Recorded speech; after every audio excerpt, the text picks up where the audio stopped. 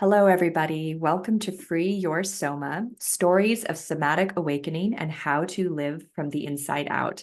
I'm Amy Takaya, and today I have Catalina Clark. She is a midwife of healing, a home birth midwife specifically, and ceremonial breathwork and women's work facilitator.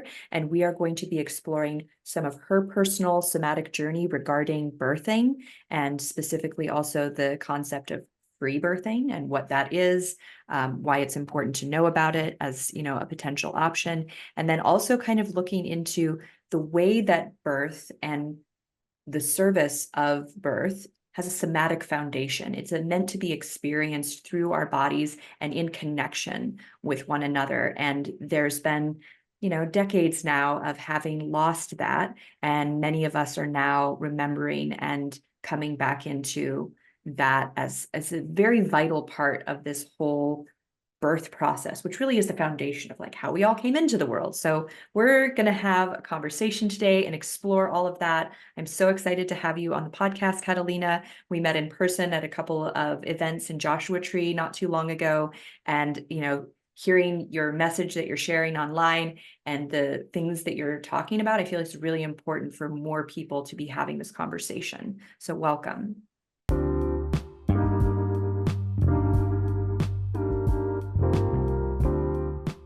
Every day there is a forgetting, and every moment there is the possibility of remembering who you truly are, awakening to your body, to the inner world, to the experience of being alive.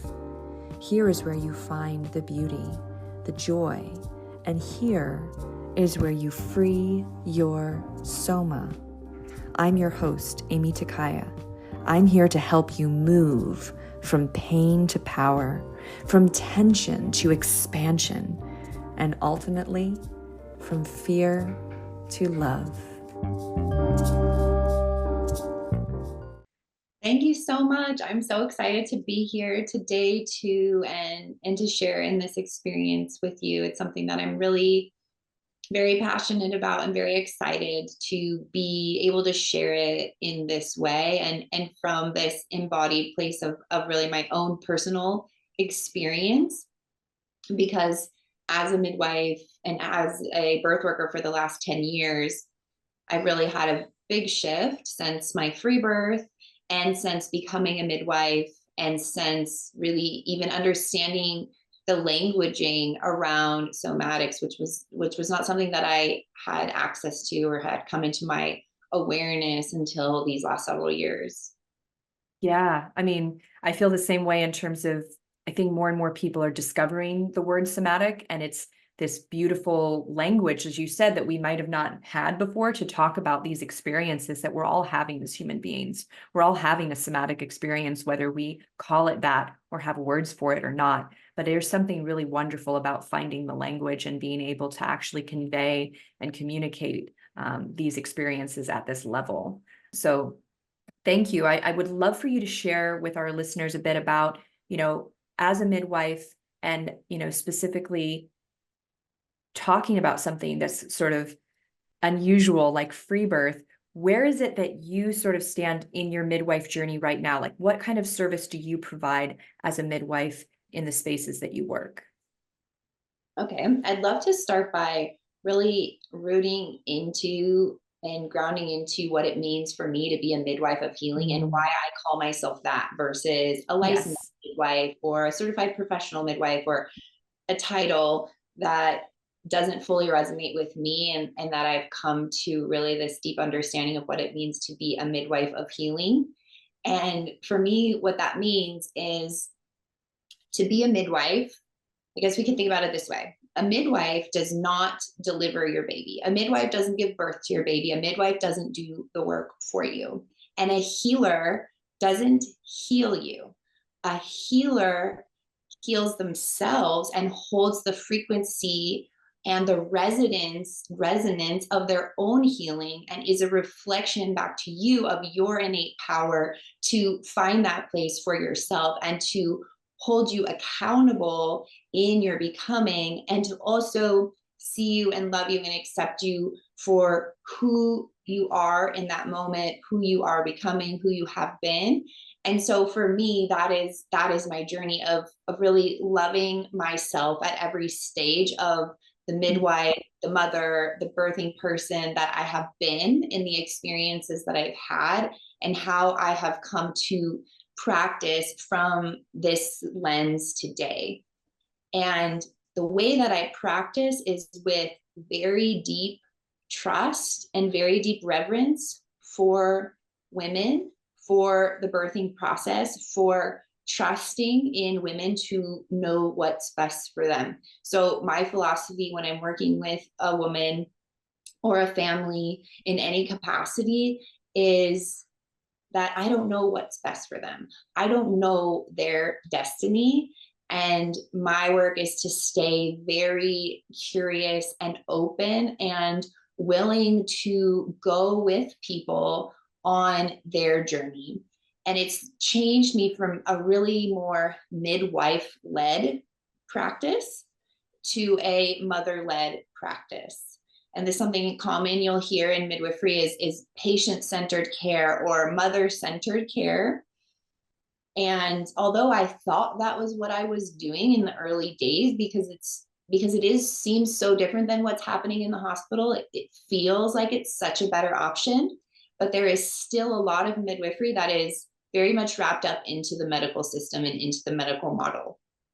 And so my approach is very different in the way that I come from this other lens of innately trusting women to choose for themselves what is best for them instead of telling anybody what to do or how to do it, while at the same time meeting people where they're at, offering gentle guidance when asked upon, and not needing to be needed. Like, my clients guide me. I'm not actually a birth guide or a pregnancy guide. I don't tell people what to do. They tell me what they need, and I support them in their unique individual needs and situations.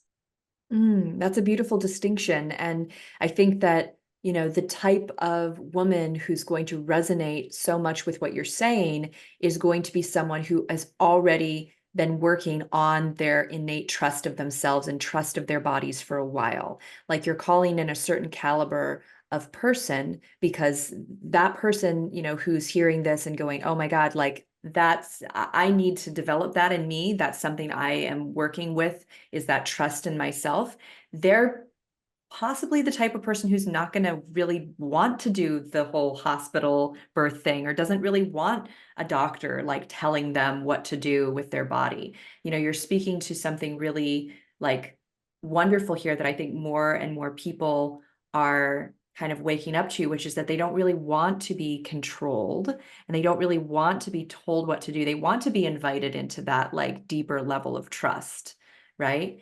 And so it's a beautiful kind of way for you to show up, where you're almost in some ways, there may be a person that you're helping to them deeper initiate that trust with themselves by showing up as not their guide or their teacher, but as their helper, right? And and that offering of your assistance versus that sort of parental situation, right?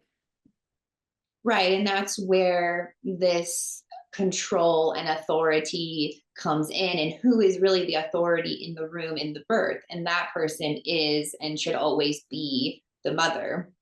However, in a system where women are giving their power away to a system with the thought that they're going to take care of me and they're going to make sure I'm all right and my baby's all right, but at what cost? And that cost usually comes at the mother. And as much as birth, which I'd love to talk about, is quite possibly the ultimate possible experience for self-healing through the body, it is also an opportunity or an experience that can lead to great trauma in the body when we give that away, and lead to disconnection and disassociation. And so that is why I hold it with such reverence, because it is such a delicate balance for each and every single woman and their somatic experiences throughout their life that have led to their birth and that have led to their choices. So it can either be a huge moment for healing and integrating and connecting and coming back into the body, and it can also be a trigger for more trauma. Oh yeah. No, that's extremely true that it can be kind of like a portal that takes you, into another dimensional reality of like who you are, who you're becoming or who you have been. Like I've worked with a number of women in the last year who had, you know, somatic experiences that were like vibrations of their birth experience. Like they had their birth experience, and then 3 years later, it's still affecting them in some way. That feeling of not being an authority in their own body, of having kind of this, medical experience that may have been traumatic. Maybe some of them, bled out. I had one woman who was like, had a hemorrhage and almost died. And I know that you had something, not that experience, right? Maybe, I can't remember, but you had a similar kind of like near-death experience in your birth experience or post-birth experience, right? But these things can like vibrate out into the rest of our lives. And what you're pointing to is it can be a source of great healing, and it can be a source of great turmoil as well. Did you know that your muscles are holding on to thoughts, memories, and feelings? If you have a tight neck or back, you're not just getting old, you're experiencing a buildup of tension from the life you've lived. Most people don't know this, but there is a part of your brain that can reverse and prevent chronic tension. When you relax your muscles, you not only move better and regulate your nervous system, but you also free yourself from the grip the past has over your body. So you can live with freedom, confidence, and enjoy your life now. How does that sound? Join me, Amy Takaya, and discover what my clients are raving about at youcanfreeyoursoma.com. Right. And that's where holding this reverence for physiologic birth and realizing that a lot of the reasons why, most of the reasons why these complications happen are due to interventions in the process of physiologic birth, in the disruption of the nervous system and the hormonal system from functioning in its optimal, most designed, precise, extremely advanced technological way that our bodies operate, and yet also so simple. Like we just don't interrupt the process, and normally, usually, things go well. And this is why we have all survived as humans in these bodies and as women. And otherwise, well, if that system didn't work, I don't know that we would be here in the way that we are on this planet. And I do strongly believe that it wasn't because of the forefront of modern medicine that saved women and babies from themselves. But this is the story that we have been ingrained with, most of us, from our own birth experiences in a time where hospital birth was almost 100%. Now we're at like 95%. So we're still talking about a home birth as a very small subset of the population. And we're talking about free birth, which is maybe a 1% or less.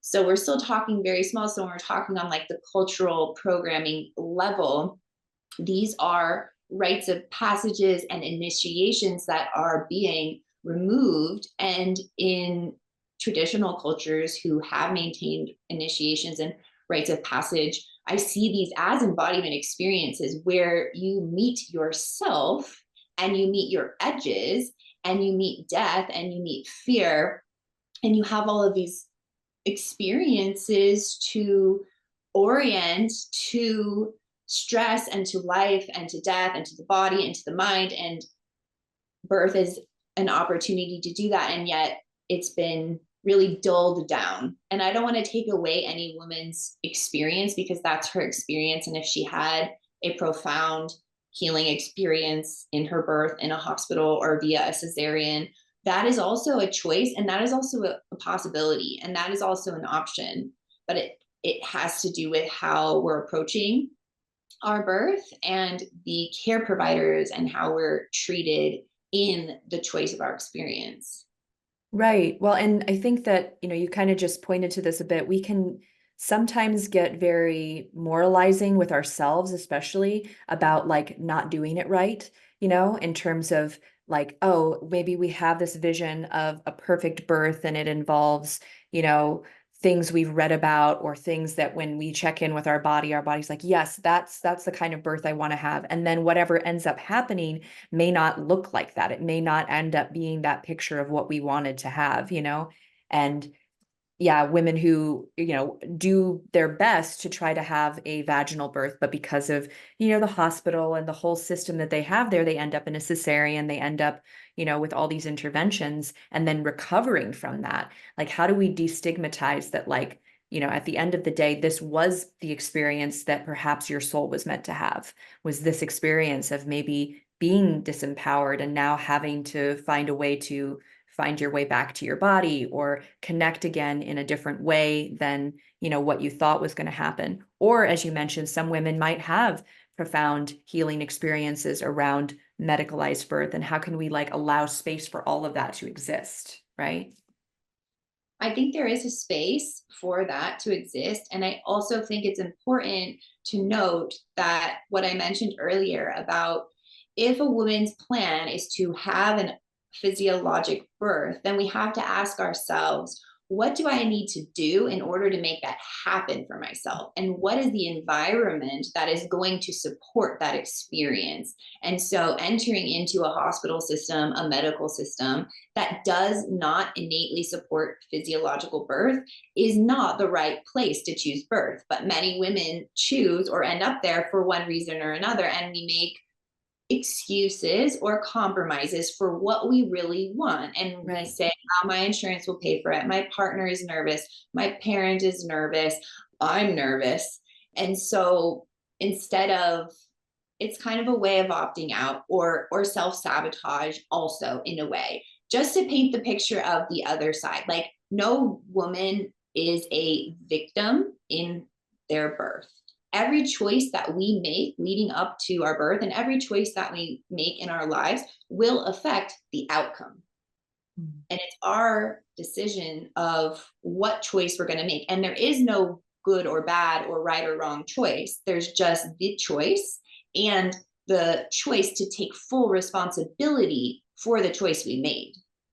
Right. And it's a tricky thing too with like sometimes there's beliefs that people have that are going to keep them in one frame of reality, about how their body works or how this is going to be. And then maybe later or at some point, or maybe never, they like break out of that belief and see like, oh, I actually did have choices. I actually did have options. But at the time, my view was so small that I couldn't see that. Like I've heard a number of women, where their doctors tell them something like, your pelvis is too small and like your bones will not expand to like allow the baby's head to come through. So you have to have a cesarean. And they just believe that. They take that on as like, that's the reality of my body. My body's not built to allow a baby's head through my pelvis. Well, the thing is that your bones can move. They can move and expand in the moment that they need to based on what your musculature and your body is doing, so this idea that it's fixed in this way is just not true, but someone might perceive that, and that is the lens they're looking at it through, and they don't see another option, so I think that's why kind of the conversation we're having, and then also just the message that you have was about educating people what their options actually are, what their bodies are actually capable of. Right. And I do believe that women choose their place of birth, their type of birth, their birth based on the state of consciousness, the place they are in their healing journey. There's nothing I can say to a woman to make her choose to have a certain type of birth. And I would never tell a woman to do that either. I'm not afraid to present information that might seem radical or very unknown or someone might be skeptical about or questioned or turned away from. And if they are, then that wasn't for them and that's fine. Yeah, I mean, think the idea with freedom is that we have, you know, knowledge of the options. We have at least knowledge of them. We know that this is a way that things can be done. We're not very free if we don't have choice and a wider range of vision of what's possible. That's not freedom. That's like That's like, red pill or blue pill. That's like binary, right? And so it's, fascinating also what you're saying about the transformation that birth can be and how that can, I guess, keep going on in a person's life, right? In both directions. Like birth can bring up the things that are unhealed, and they can also show us further healing of those things or move us into a completely new realm of possibility for who we are going to be, right? And I mean, that's a huge thing about just stepping into motherhood in general, is like you're not going to be the same person, right? Can you speak a little bit, maybe from your own experience, about who were you before your birth experiences and who are you as a result of your birth experiences? So in my first birth experience, I suppose I had a somewhat unique experience because I had been a doula for at least 5 years at that point, and I was a student midwife at the time. So I was very deep in my studying of birth and of midwifery, and I was the best midwife client. I was the good girl. I did all of the things that you are supposed to do in midwifery care. Let's just say I did all the things that I told my clients to do. And I did this in both pregnancies, actually, where I kind of like tested myself. Like, what if I practice what I preach and do all of the things? How will that affect the outcome of my birth and my postpartum and my experience throughout pregnancy? And for the most part, that went well. However, throughout the whole time, I was midwifing myself from the outside, even though it was me midwifing myself as a midwife from the outside versus being really fully tuned in to. And when I did have those moments of, no, I don't think I really want to do this thing, I would get reinforcement from my midwife of like, well, why don't you want to know? What's the harm? Why not? It's good information. Don't you want to do a scan do you think it would help you connect with your baby more? So these are sort of subtle yet powerful ways that midwives can sort of plant these seeds of telling women what to do. And I see it as subtle means of like coercion and control and manipulation in a way of bringing it back towards them and what they would feel comfortable with or what they would feel would connect them with their baby and not really reflecting back to me. So I had that experience in my pregnancy, and that set me up for my birth, which I also outsourced a lot of things to my midwife, but not because she was pressuring me to do them, because I was midwifing myself and I was like, I need someone to check my cervix to tell me I'm in labor. I need someone to break my water because I'm 9 centimeters and I'm just ready to be done. And I know I'm a midwife, so the risks are very low. And then when it came time for the birth, my baby was not small. And she took a long time to emerge. Not a long time, within the normal range, but more than what a midwife would feel comfortable with, seeing the head on the perineum emerging for several minutes. And so there was a lot of hands-on support. There was people touching me, people touching my yoni, people touching my baby, trying to help guide the baby out for fear that the shoulder might be stuck, which is considered to be a potential complication of birth, and a serious one if indeed the shoulder is actually caught on the pubic bone. And so what I realized somatically after processing my birth is like, and I think this may be many women's experience, is that I didn't actually birth my baby. Somebody pulled my baby out of my body. Mm. And there was not the physiologic process of birthing the baby out of my body. Although I was at home, although I was unmedicated, there was something missing for me in the postpartum processing. And then my baby was born not breathing at the time. So I didn't actually have the near-death experience during my birth. It was after my second birth. But at this point, she wasn't breathing.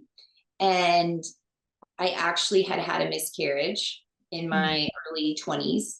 Actually, it was an abortion, excuse me, in my early 20s. And I was very connected to that baby. And I had felt that baby was a girl. And in the time between when my daughter, Georgia, took her first breath and came into her body, I could see and feel this baby coming into her body. And so that was the most profound part of that experience for me, and where I want to recognize like the healing and the change that happened even in my first experience, and even in the ways in which that I reflected back and realized all the things I would do differently and how I wanted to approach my second birth. And so I went fully the opposite direction and was very curious to know what would have happened if nobody else was in the room. How would I have fully relied on myself and my connection with my body and with my baby to support my baby to emerge? And so that is what led me to choosing Freebirth. And when I asked a few midwives in my community, like, hey, I have this vision for my birth. I don't want any interventions. I don't want vaginal exams. I don't want anyone to listen to the baby with a Doppler. I don't want anyone to catch my baby. Can you hold space for me and do this? And all of them said no. They were like, I don't know that I can't bring the fear into the room from your previous birth experience, and that I won't interrupt or disrupt or sabotage the birth that you want.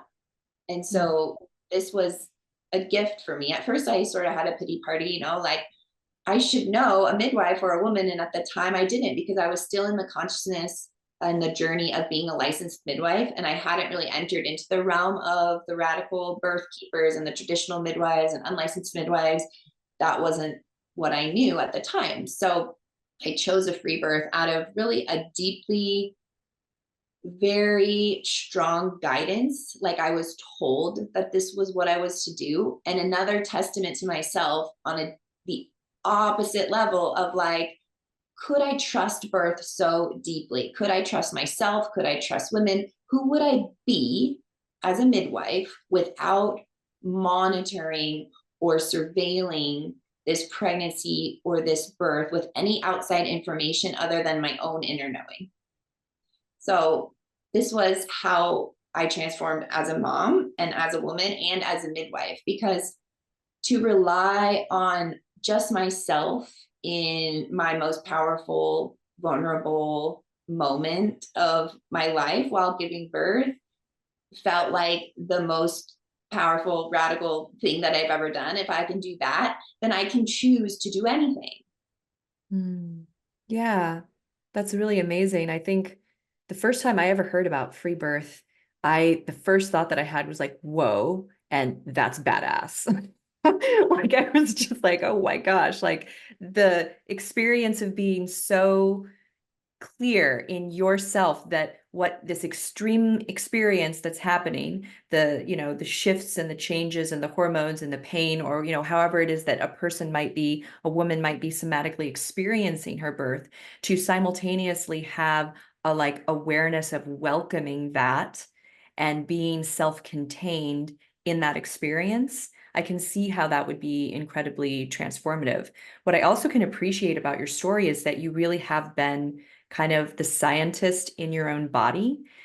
First you went with like, how can I do, follow all the rules and do the textbook stuff, right? And this externalized view that you had of yourself during your birth process, like, prenatal included, of midwifing yourself from the outside. I think so many of us do that in our daily lives as human beings. We, especially when we're really learned about something, when we know a lot about something, we can end up like, being like the authority on the outside, telling ourselves what we should or shouldn't be experiencing, or what we should or shouldn't want, right? Versus checking in with how we actually feel, which might be like quite surprising or even strange or uncomfortable to, all of the knowledge, all of the learned knowledge that we have, because it might not align. It might be that what we instinctually want or feel is going to be contrary to all of that in the moment, right? So I can see just how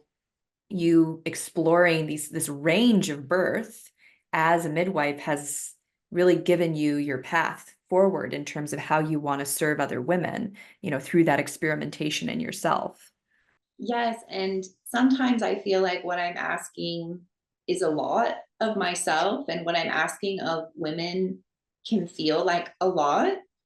And there is definitely a certain woman that is drawn to this work, whether it's deciding to free birth or deciding to invite me into their birth. This is a journey that we go on together, and that I try to help them to differentiate what it is that they really want. Because women will come to me and say, I'm looking for a spiritual midwife. I'm looking for a midwife who will respect my choices. But when I describe their dream birth experience, often what they're describing is actually a free birth. And Mm. I feel as a midwife, it's my job to reflect back to them. Sounds like you really want a free birth. How can you make that happen? How can I help you get there if that's what you Mm. really want? Or how can we explore that idea instead of being the midwife who I may have been in the past who said, oh, yeah, I can totally do that for you. But we're talking about two different things. There's the want and the need. You don't need to have a midwife or a doctor to give birth physiologically, biologically, hormonally. It's not an imperative need. It is a want, to want the support of a wise woman in the room, of a birth attendant with someone with experience, to be witnessed, to be in community, to be supported by a woman, is a very strong desire and a strong want, but not a fundamental need.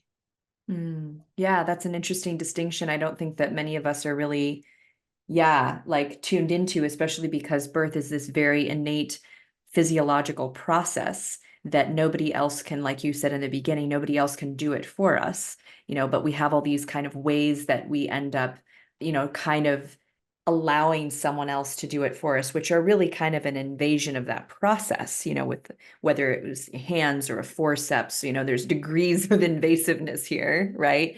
But the actual experience itself is not too dissimilar from other, experiences we have on a daily basis that our autonomic nervous system takes us through, like digesting our food and going to the bathroom and having an orgasm, or any of these autonomic processes, even as simple as, staying in a breath cycle while we're sleeping, right? It's not something that anybody else does for us. It's something that happens in our internal somatic system, unconsciously, So bringing that aspect of like, helping someone realize that maybe what they want is kind of a radical thing, that is a natural thing, but that they maybe haven't gone there because of the conditioning that they have around thinking that they, need certain conditions to be that way. I'm curious, like these conversations, when a woman comes to you and you offer this concept of free birth, like how many women are like a little freaked out and then come around eventually? Well, I don't necessarily offer it to women who aren't asking for it. But if they're Okay. curious about it, or if what they're describing, or they say, a lot of them will say, I really want a free birth, but this. Uh-huh. So that's where I'm like, okay, let's start with what it is that you want. And I've also had actually women come to me. I've had a woman come to me say, hi, I want a free birth, but I'm looking for a midwife. And so then I just get curious and I'm like, what does that mean to you? Because I question myself all the time, and I'm actually really questioning this particular topic right now of like, oh, all this talking around in circles and all these mental gymnastics to explain what is free birth or what is this birth or that birth. And when birth is actually so simple and so accessible and so doesn't need all of this, but it does, because we live in a world where the word birth means so many different kinds of things. So we have to make all of these distinctions when at the end of the day, it's just birth, your baby's going to come out, and that's it. It's really easy. So this woman asked me, I want to have a free birth, but I'd like to hire a midwife. And I said, what does that mean? And she's like, well, I want to give birth in my bathtub and I want to catch my baby and I want someone to be there in case I need something. And I said, oh, I could do that, you know? And that was what like freedom in her birth meant to her. And she was looking for the right woman, and she was willing to free birth if she couldn't find And so that's another thing that I find in the free birth world. And there's so many reasons why women choose free birth and why women choose any kind of birth. But what the two most common that I see is one, mind, like this just clarity of mind of this is what I am to do. And also not finding a midwife or not finding a birth attendant or someone who will support them in the birth that they are envisioning. And some women definitely are taken aback when they hear me talk about all of the options available in terms of questioning ultrasounds, questioning genetic testing, questioning vaginal exams, questioning prenatal vitamins. There's things that they have not considered. And I've learned to really try to meet women where they're at. And also, I'm very authentic and transparent up front because I want to make sure that it's a good fit for both of us. And I might even really try hard to I would never push a woman to free birth, but try hard to really just wait until we know for sure that this is a good fit, that you want to welcome me into your birth. Because at 7 weeks pregnant and you're looking for a midwife or you're looking for a doctor, you don't know who you're going to be by the end of your pregnancy. You don't know who you're going to want or feel comfortable with in your birth space. So that is why it is an evolution and a walking together throughout the process and getting together for tea and sharing a meal together and understanding like who we are. How do we process information? How do we handle conflict? How do we work together in this relationship? Because I do not micromanage women or tell people what to do or hold authority over people. Do you feel like part of what you do, and maybe, maybe you don't use this word for it because there's other words for it, but is there some kind of, if a woman is like, yes, this is what I want, but then there are things that are coming up that start to be challenges that are in the way of her getting there inside herself, do you do any kind of like coaching or emotional, therapeutic kind of support that help her break through whatever those blockages are that are coming up between what she really wants and what she's seeing as a possibility in herself at that moment? Like what does that look like? Yes, I think asking questions, staying curious and asking open-ended questions for women to journal or look at or sit with and meditate with, really like sometimes the hard questions, or who would you be? This is my favorite question because I asked it to myself and I ask it to partners too, actually, because sometimes it's the partner who is in that place. And it's just like, who would you be without that thing? Who would you be without needing to know the answer? Who would you be for this or that, whatever the situation may be, and like trying that person on and asking, women, who is the woman that is trying to come through you? And how can you let her in? And what do you need to make space for in order for her to come in? Or what do you need to integrate into yourself in order to open up and to allow this version to come through? What are you afraid of?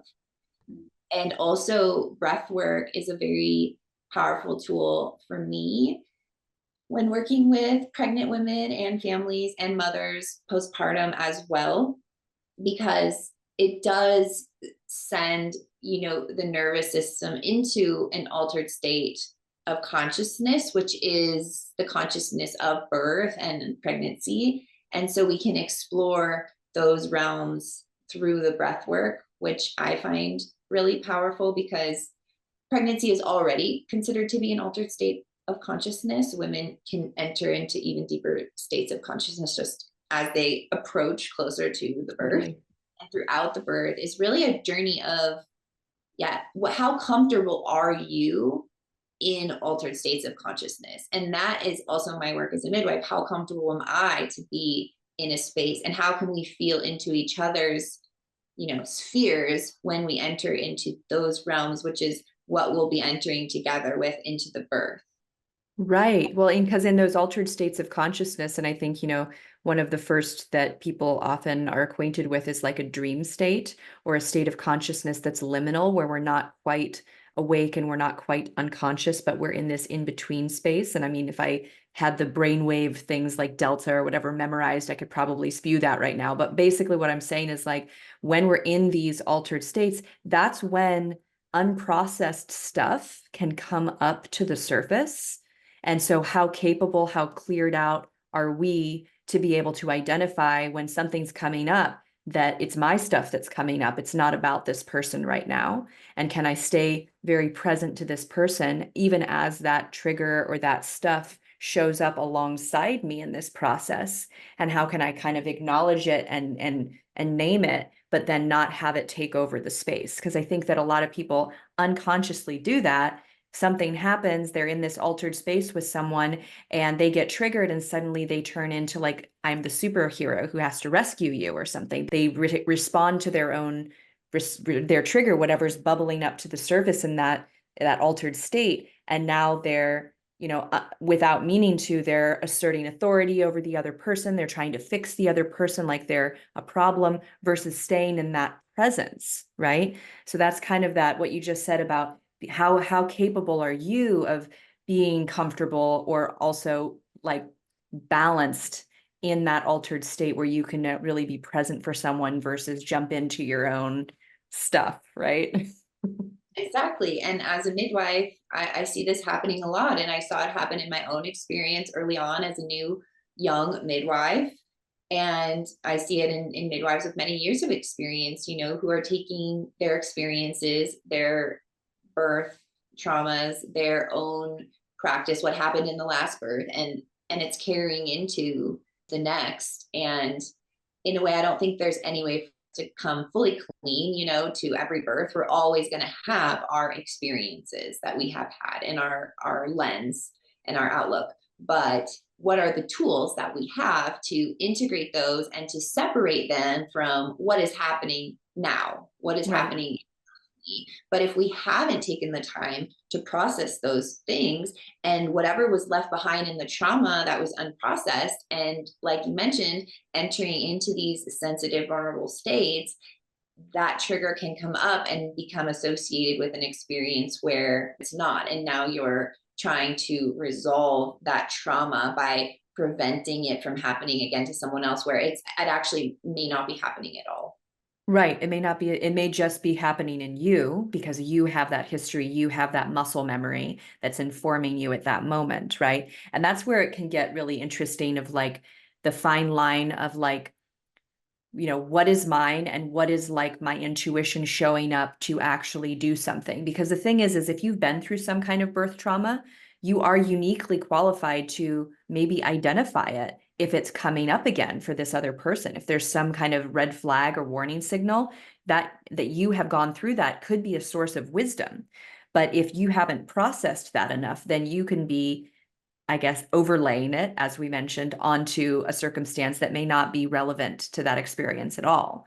But ideally, when we have metabolized and processed our experiences, they become wisdom. They become like this wide library of experience that we can draw from in the moment as needed, right? As intuitively guided, as called upon to share that information or that knowledge.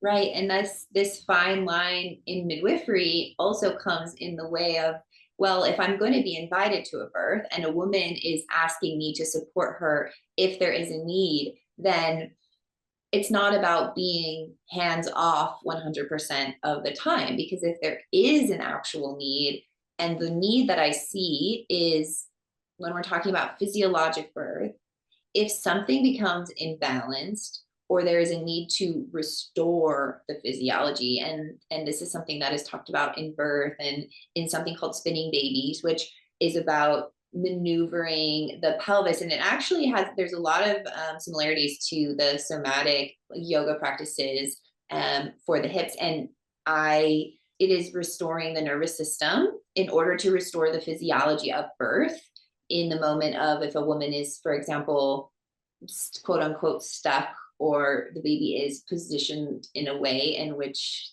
labor has slowed or stalled. And I used to be kind of against these maneuvers. I was like, oh, this is ridiculous to move women into these positions during labor. And I had a mindset about it. Like I had a bias about it. And then I heard Gail Tully, who is the creator of the Spinning Babies, speak about it. And she spoke about restoring physiology, and she spoke about the nervous system.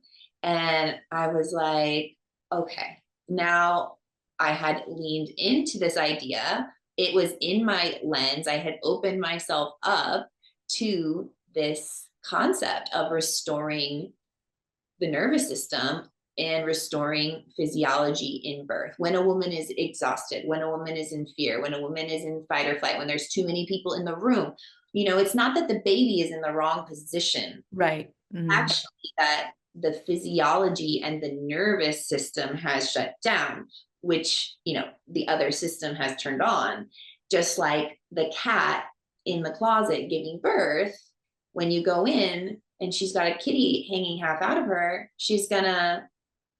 the labor is going to stop. She's not going to push that cat out until she's safe and her nervous system has down regulated again. Mm.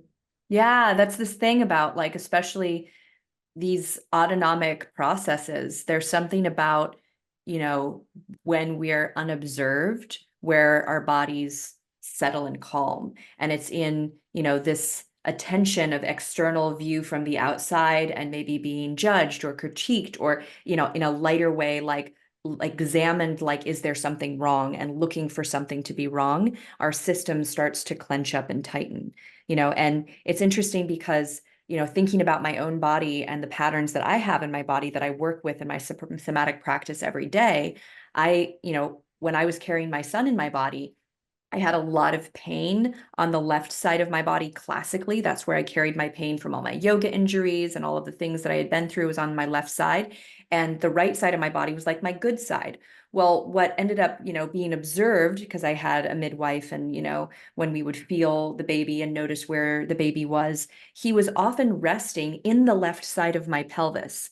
And I realize now that this is because even though I was having all this pain on the left side, so that was what was talking to me, it was actually the source of being overly contracted on my right side, that there really wasn't space for him to be on my right side. So he was over here on my left side, right, with his head, and there almost all the time. Like he wasn't, like, especially towards the end of birth, he wasn't moving around a whole lot. He was kind of trapped over here on one side because my musculature was holding in these patterns, these nervous system patterns, these stress patterns, that I had started unwinding and unlocking. But at this point, my body's so different. And I think this is the way that birth can be dramatically different. Like each birth process can be so dramatically different than the next when there's a reorienting of our nervous system and a restructuring that we do in whatever way we do it, right? Either during birth that happens, or postpartum we receive and do that kind of somatic work ourselves to reorient the way that our bodies are holding, so that maybe this birth my son or my daughter wouldn't be locked over here on my left side. They might move around a bit more or settle in a completely different position because my nervous system is holding my musculature differently. So what you're saying about spinning babies, I mean, that makes total sense to me, that there would be a way actively during the birth process to reorient the musculature of the woman's body internally to allow the baby to position themselves intuitively in the place they need to be, right, for the birth process. Yeah, the name itself is misleading because we're not actually spinning the babies. The baby is spinning itself into the dynamic, like cardinal movements of rotation that the baby naturally makes in order to make its journey through the pelvis. So, right, we're just giving the baby that space to do it by reorienting our nervous system to opening up those spaces and letting go of those patterns of like clenching, right, that are taking place. right. Yeah. And I would love to speak a little more on my personal somatic healing experiences since the pre-birth, because Oh yeah.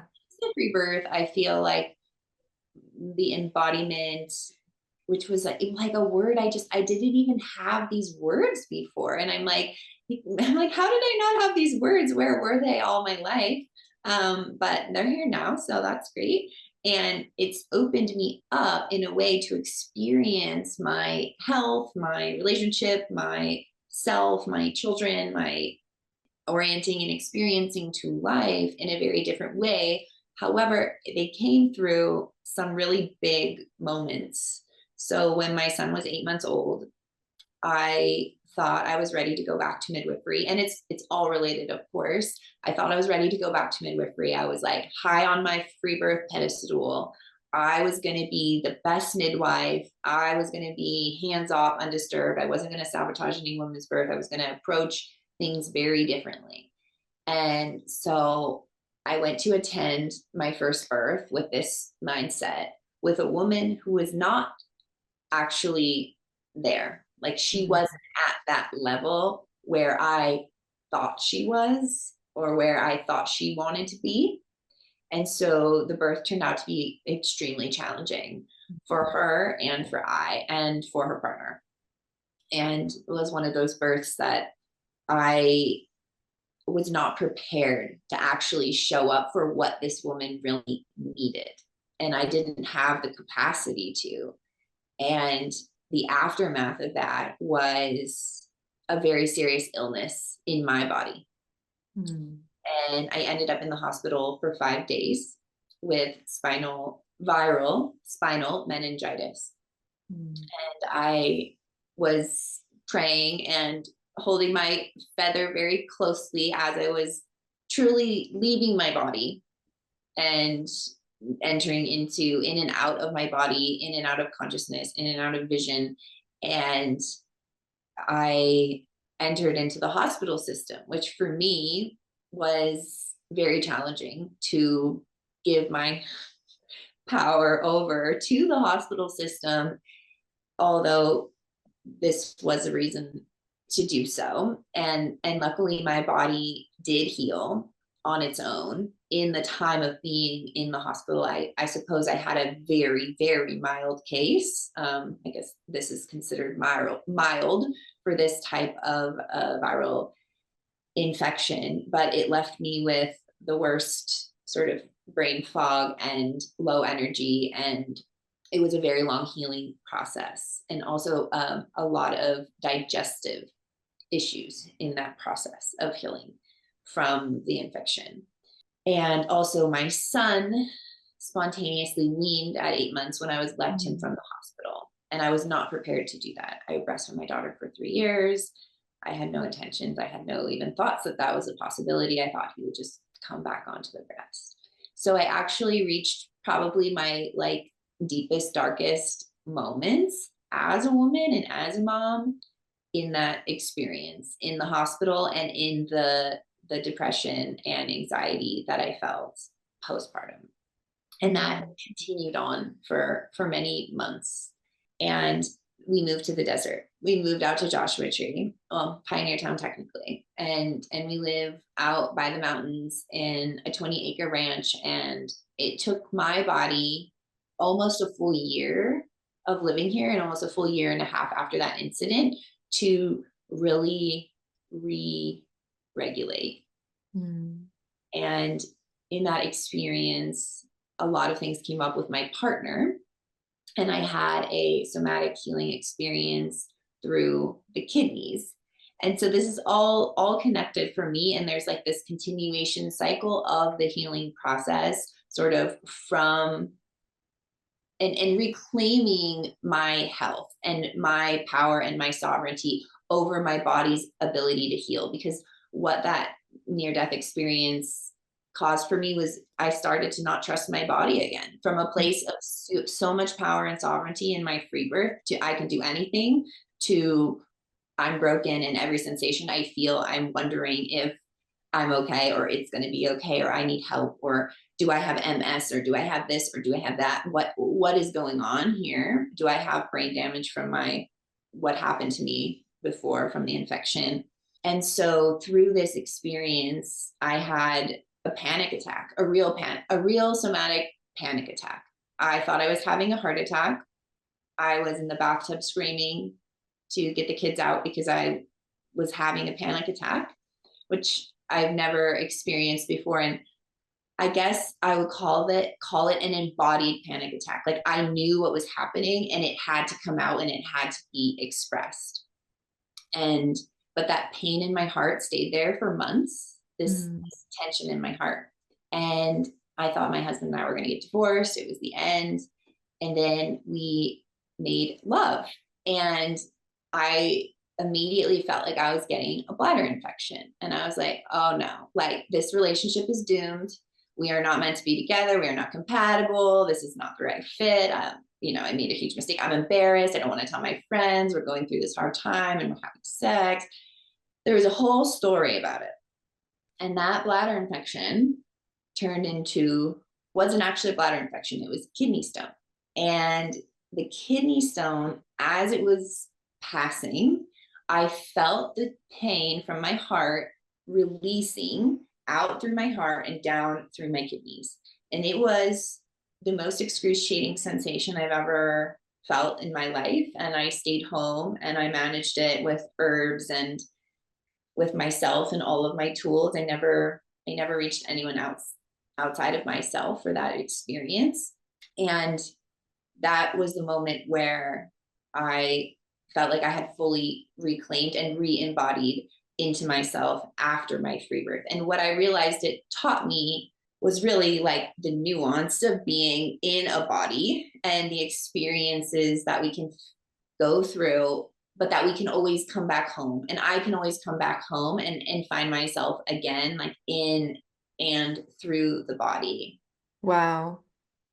Yeah, that's that's like such a, all of the things kind of like piling on and leading to this, event that then continued on through several months. Like I think we sometimes, if we are not tuned in, like obviously you're living in a way like moving out to Joshua Tree where you are inviting your system to be more tuned in. You are like consciously moving in the direction of like, let me pay attention more to what's happening, getting away from all the city and the noise, right? And in that, you were able to kind of be with these really uncomfortable, shadowy, dark spaces that were happening. I think a lot of people might just distract themselves or numb themselves or check out and not be able to kind of withstand the intensity of a period of time like that in the recovery. But it sounds like that for you, it's been really necessary for you to really experience and go through all of that and not step around it and not, turn away from it, but to face it. And that there's something in your, willingness to do that that allows these things to actually go through their completion, go all the way to the end of the cycle, so to speak. Yes, the completion of the healing cycle, I think, is what I've really tuned into. And obviously, there's a continual cycle, but the completion of this particular cycle, and that many cycles come through the symptoms. It comes through the rash. It comes through Yes. comes through the infection. It comes through the virus. And so when we take those antibiotics or then the cycle can't complete itself. And I feel that in my experience in the hospital, in that system, that experience, I did not allow myself to fully complete that experience, or I just didn't have the opportunity and it wasn't available to me at that time. And also it was bringing something to the surface to be looked at in a very, very deep way, obviously for our family, for my partner, for my children, and for myself. So this idea of the healing cycle and the completion and continuation of the cycle coming through what we see as like symptoms or Right. disease, like we're getting into like kind of another topic here, but all related. And birth, pregnancy, free birth, physiologic birth is the continuation of the healing cycle, is the completion of the healing cycle of gestating and giving birth. And it's the completion and it's the catalyst for the healing journey that is mothering and postpartum, and the self discovery and the awakening to the power within. And so when that's cut off in birth, when your baby is removed from your body, like mine was the first time, and you don't have the birth experience, I question, like, how does that leave women in that cycle? Right. Well, and I think that the disruption of those natural cycles depending on the severity of it, or the severity of that disruption of like our natural cyclical rhythms in our body, that is what we call trauma, is when things are extremely disrupted, when things are, like you said, the baby being pulled out of your body. There's degrees by which this can be traumatic for someone or for the baby, right? But the actual act of it itself is a disruption of that natural cycle and does not allow that loop to fully complete at that moment, right? And what we are speaking to also is that there are so many ways that we can complete those healing cycles on our own after the event is over. And that really is, if we're talking about healing trauma here or healing birth trauma, that is, they're one and the same, being able to complete and move through that cycle. And part of that is experiencing the result or the impact of that disruption, experiencing the illness, experiencing the shadowy space, the doubt, the, is my marriage falling apart? What's wrong with my body? Is there something wrong with me? All of those questions that we don't like being with. It's part of completing that cycle. It's part of coming back to our natural rhythm, is to experience the disruption. And that's part of mending it. It's part of bringing those spaces back together. Yes. And this is what I see in women, in pregnancy and in birth, is a lot of this stuff coming up and a lot of the choice to either outsource it to someone else to deal with it or to look at it. And I think more and more women are asking to look at these things and are looking for providers and for support and guidance in this way. And so that is what I'm seeing in the collective. Like, birth hasn't changed. Birth is birth, and birth in the medical system really hasn't changed that much. But women are changing. Women are asking for more. Women are expecting better in their birth experiences. And so they're opting out of systems of that oppress or control or take away from the full potential of this experience. Yeah. It's so interesting just having this conversation with you. I had a midwife, and when I actually think back on like what she did during my labor, she did very, very little, like almost nothing, which I didn't really think of at the time because I had other support. But I'm looking back on it and going like, actually, she was pretty hands off. Like she basically just like let me birth my baby. And there was like one moment, like right at the end of the labor process, where she, got real like coachy with me or something. It felt like almost like a gym teacher. Like she was like, you need to push right now, because my body was pushing. It was at that point in the labor. My aunt had told me, wait until your body is pushing, right? And so I was waiting for that. I wasn't trying to push until my body was pushing. Well, my body was pushing now. I was in the warm water, of the tub, and and she's like, you need to push right now. Your baby is sticking out of your body. And if you push right now, you're going to meet your baby.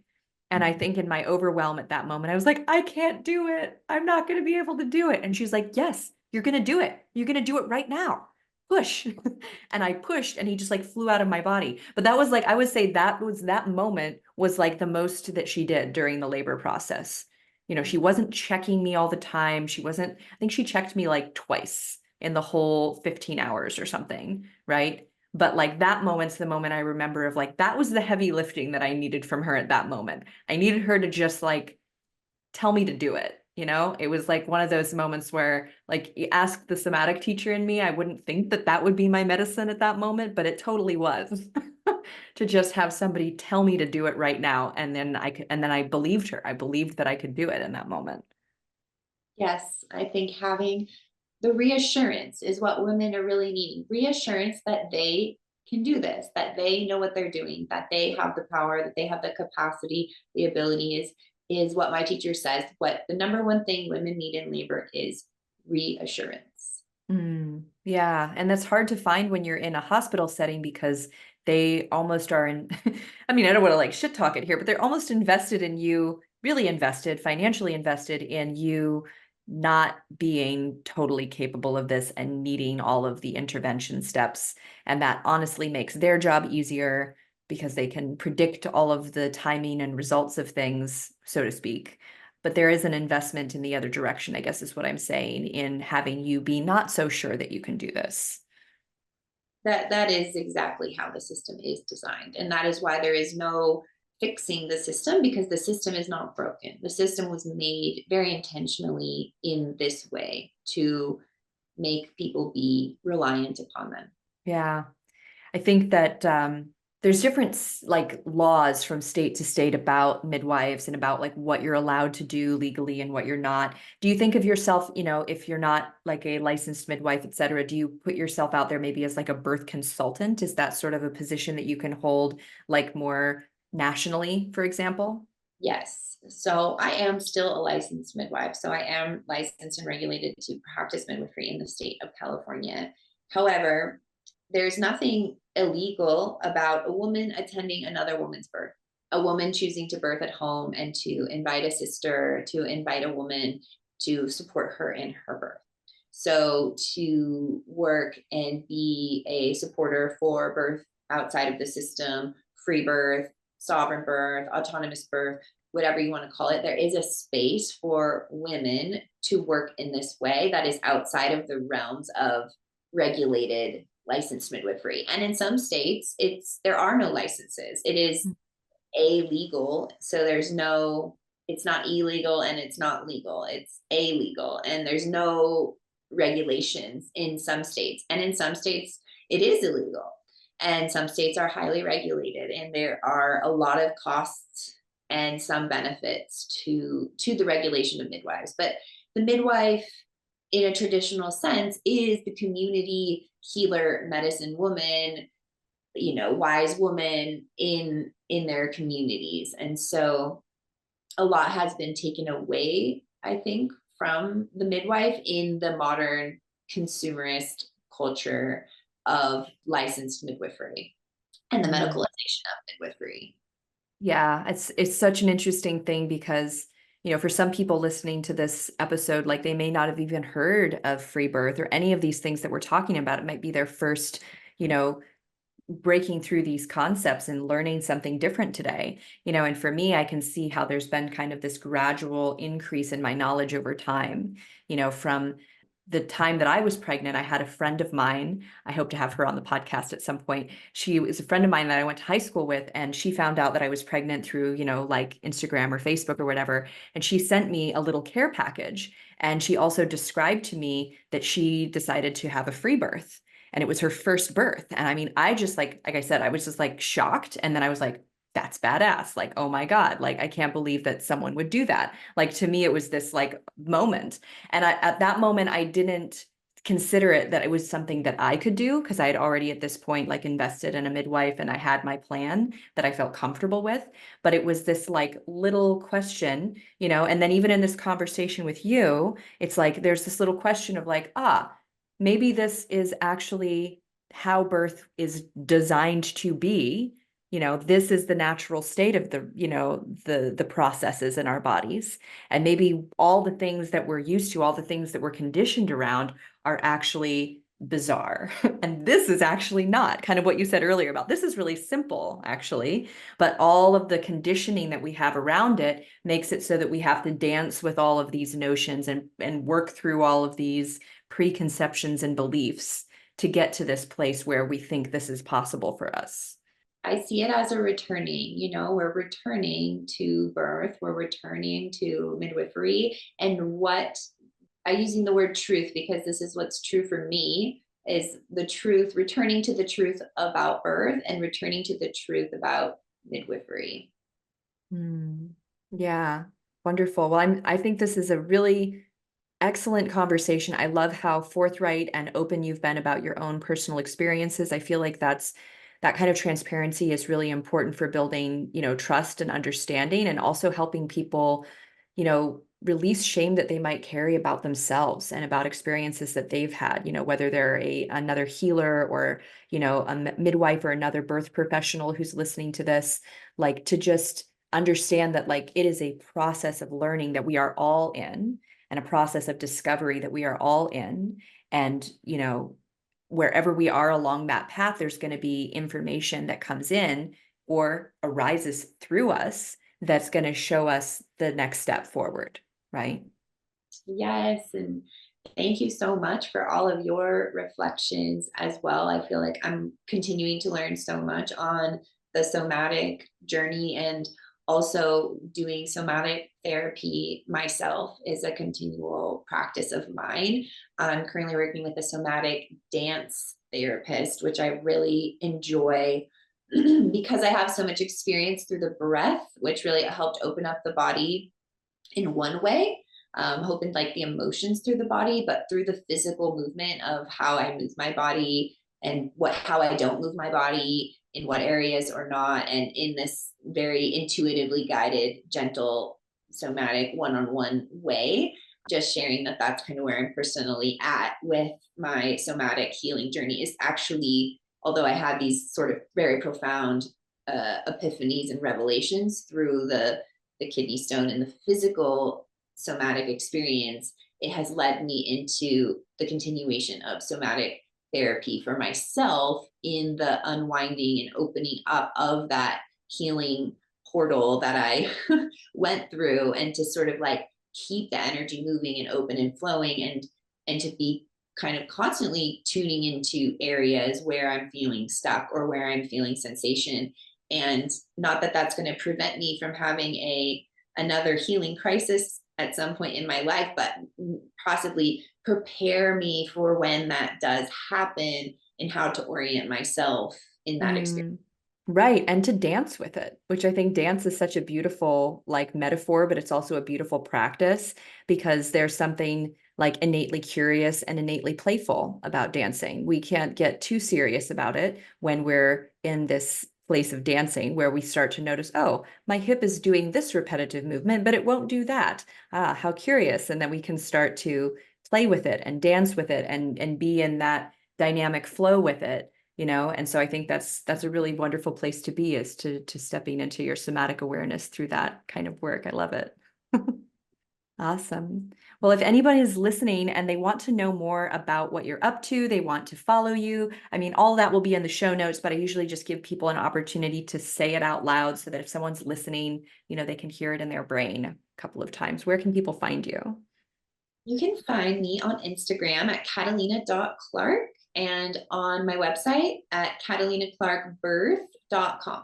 Wonderful. Yeah. So reach out if you've got questions or you want to know more about her practice. She's here in like Pioneer Town in Joshua Tree, California.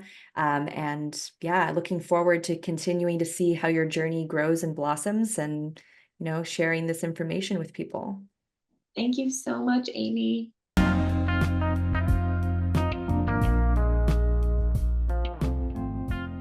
Hey there, friend.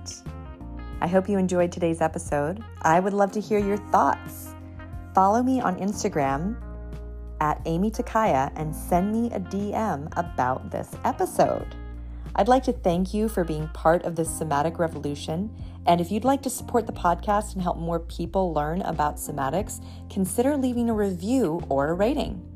And finally, if you'd like to have the experience of relief in your tight hips or back and learn to understand what your body is really saying to you, visit youcanfreeyoursoma.com.